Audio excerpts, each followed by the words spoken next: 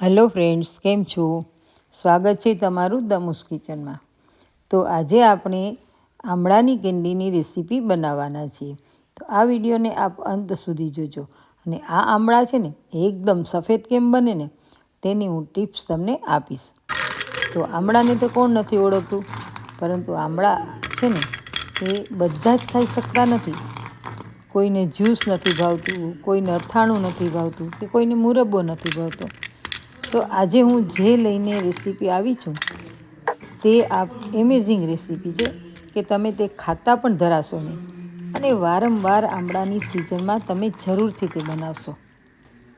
તેમજ નાનાથી મોટા દરેક ખાઈ શકે ને એવા આ આમળાની રેસીપી અને આ વિડીયો આપ જરૂરથી જોજો. તમે પણ આ સિઝનમાં આ કેન્ડી આમળાની ચોક્કસથી બનાવજો. તો આ વિડીયોને અંત સુધી જોજો, કેમકે ઘણાને આ કેન્ડી બનાવે ને તો કાળી પડી જતી હોય છે. માટે આમાં આપેલી ટિપ્સ પ્રમાણે બનાવશો ને તો ચોક્કસ એકદમ વ્હાઈટ સફેદ થશે. તો આમળા છે ને તે તાજા લેવા તેમજ મોટા લેવા. મેં અહીં 500 ગ્રામ આમળા લીધા છે અને આમળાને ધોઈને કોરા કરી લીધા છે.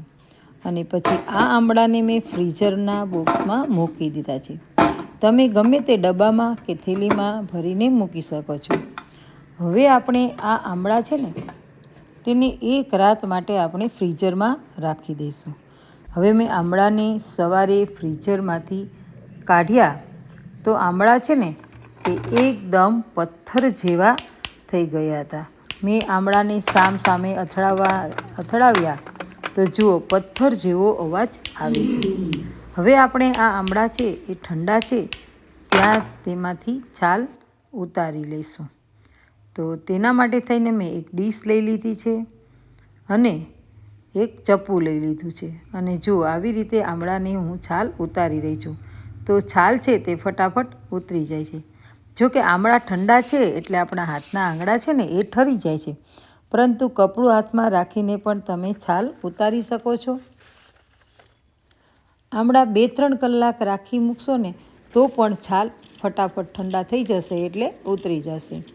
તો જુઓ આપણે છે તો બધા જ આમળાની છાલ ઉતારી લીધી છે.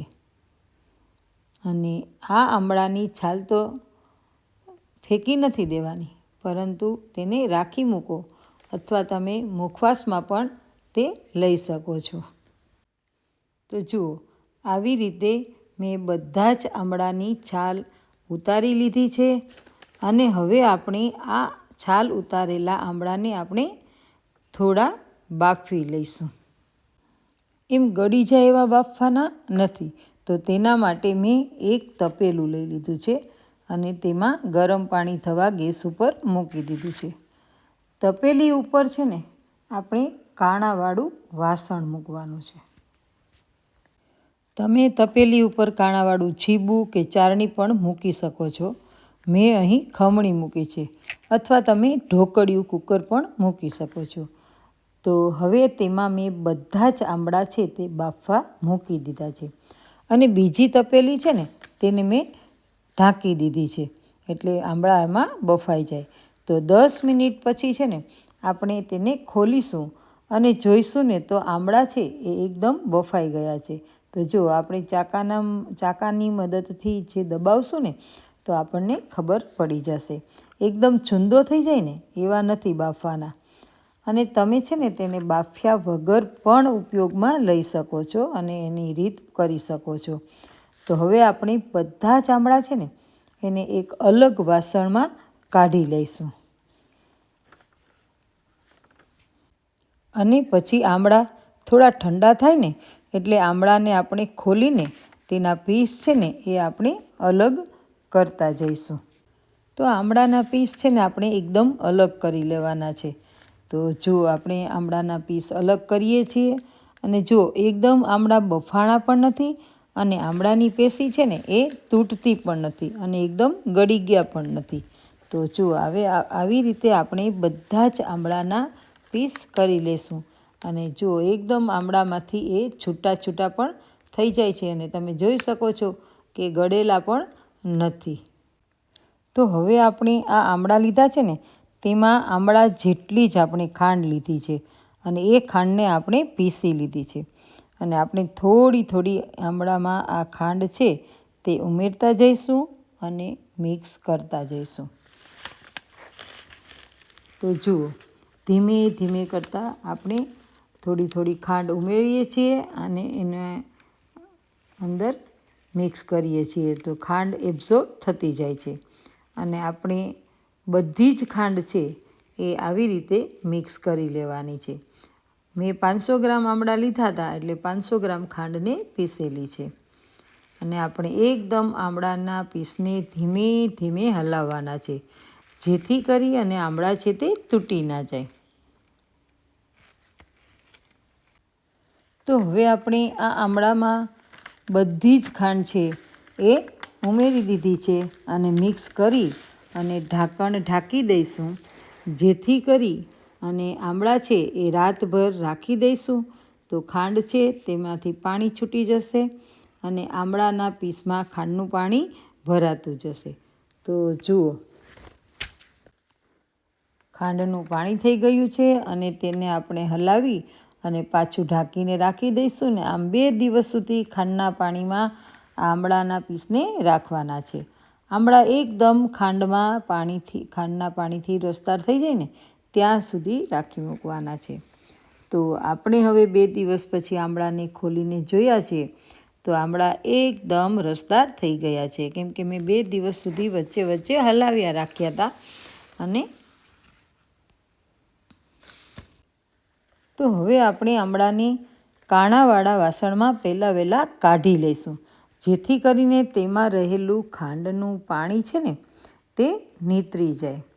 આમ થોડી વાર માટે આપણે આ કાણાવાળા વાસણમાં આમળાના પીસને રહેવા દેશું અને જેથી કરી અને રસદાર છે એ રસ છે એ બધો જ નીચે તપેલીમાં નીતરી જાય. હવે આપણે એક થાળી લઈશું. તમે પ્લાસ્ટિકની કોથળી, કોટન કપડું અથવા તો બટર પેપર ગમે તે લઈ શકો છો.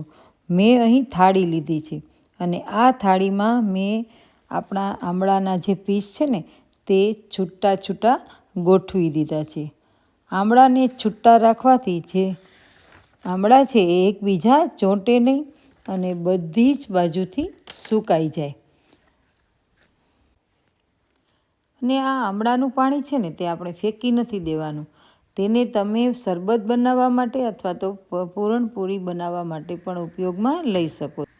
તો મેં 3 દિવસ સુધી આમળાને તડકામાં સૂકવી રાખ્યા અને વચ્ચે વચ્ચે દિવસમાં એકાદી વાર આમળાના પીસને ફેરવ્યા, જેથી બધી જ બાજુ આમળા એકદમ સુકાઈ ગયા.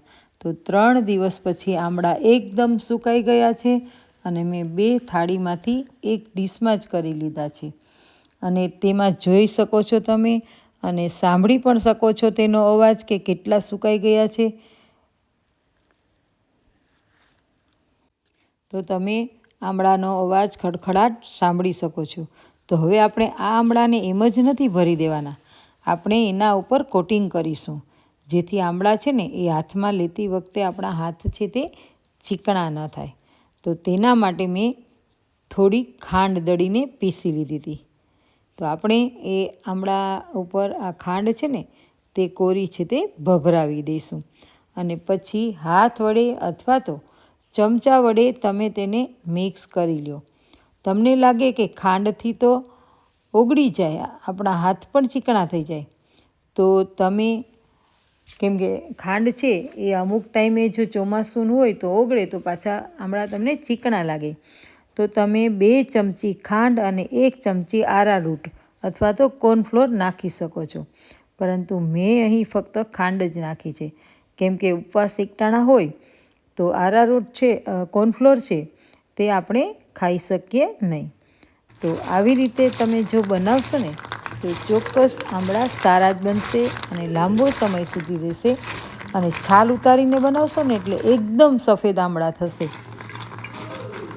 અને હવે આપણે આ કેન્ડી છે એ આપણી બનીને તૈયાર થઈ ગઈ છે અને આ નાના બાળકોને તો ખૂબ જ ટેસ્ટી લાગે.